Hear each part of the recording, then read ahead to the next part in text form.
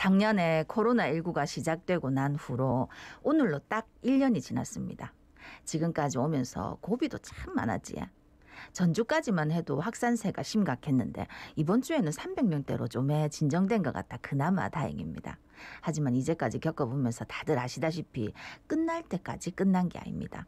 확산세가 줄어들었다 싶을 때 더 조심해야 되는 게 이 감염병인데 다들 방역수칙 잘 지키시라 다시 한번 당부드리면서 오늘도 부산의 코로나19 상황 진단해 보겠습니다. 예, 동아대 감염내과 정동식 교수 전화 연결돼 있습니다. 안녕하십니까? 안녕하십니까? 예, 안녕하세요. 예, 지난 1년 동안 1년이 됐습니다. 예.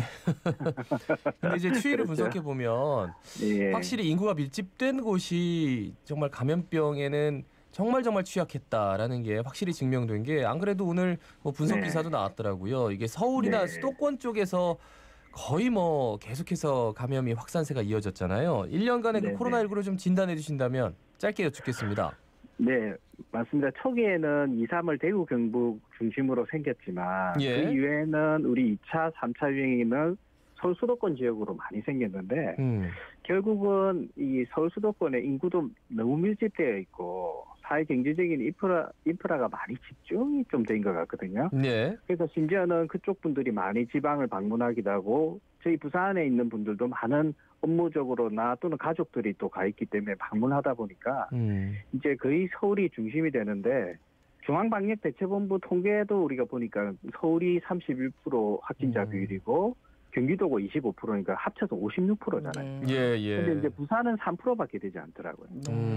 그래서 사실 이런 확산의 원인이 정말 서울 수도권이 거의 반 이상을 좀 차지할 정도라서 예, 예. 앞으로 뭐 향후에 이런 부분에서 여러 가지 이제 추가적인 뭐 어떻게 보면 방역뿐만이 아니라 지역 균형 발전이라는 부분들도 아마 이야기되지 않을까 싶습니다. 네. 근데 이제 지난 이틀 동안에는 부산에서 추가로 확진된 환자 14명, 11명 좀 감소세를 보이고 있어서 그래도 좀 다행이다 싶기는 한데 부산의 코로나19 상황은 어떻습니까? 예, 뭐 이런 사실 첫 주만 해도 우리가 이제 확진자가 20명 아래로 좀 떨어지면서 예. 제가 청취자 여러분께 잘 협조해 주셔서 너무 감사하다고 말씀드렸던 기억이 나는데 네. 그러고 나서 바로 대안학교하고 종교시설 관련 감염이 아마 감염된 분들이 또 그 가족들한테 또 전파되고 네네. 그런 양상이 되면서 한 40명 늘어나가지고 거의 부산시가 이제 2단계로 완화하려다가 그렇죠. 취소하고 이런 일이 있었는데 이번에 이제 일요일 날 23명, 월요일 14명, 어제 11명.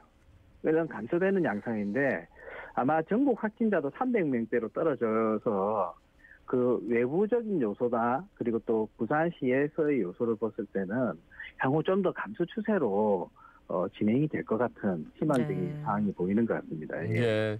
아니 사실 그 58명 발생했을 때 갑자기 그 아이들이 감염됐다고 해서 아마 저 부모님도 굉장히 놀라셨을 것 같은데 요거는 좀 어떻게 잡혀가고 있다고 보세요? 예.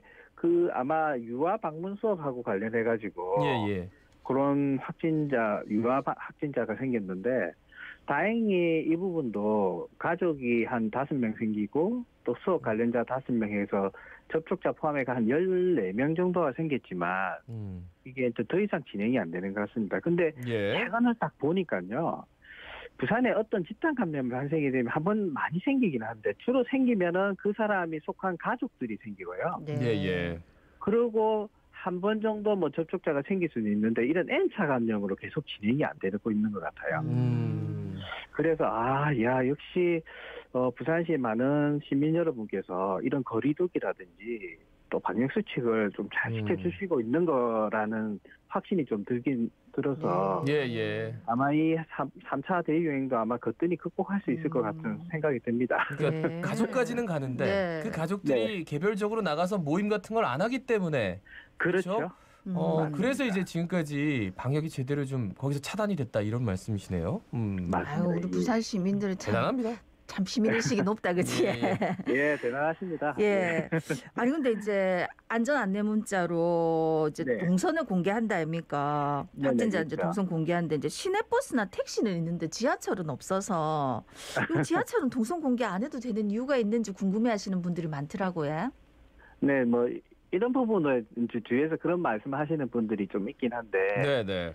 그 제일 중요한 게 이제 마스크 착용하는 부분인데 이제 이게 의무가 되면서 거의 지하철에서는 대부분이 마스크를 착용하시는 것 같고, 그리고 버스하고 택시는 좀 공간이 좁잖아요. 네. 네. 그런데 비해서 이제 지하철은 넓고, 그리고 역마다 이제 문이 열리겠고, 그리고 그 지하철 그 안에 내부 순환시키는, 환기시키는 그런 시스템도 좀 있어서, 제가 보기엔 큰 문제는 없는데, 하지만 이제 출퇴근 시간대 보면은 많은 분들이 혼잡하게 이렇게 가까이 거리두기가 힘들잖아요. 예, 예.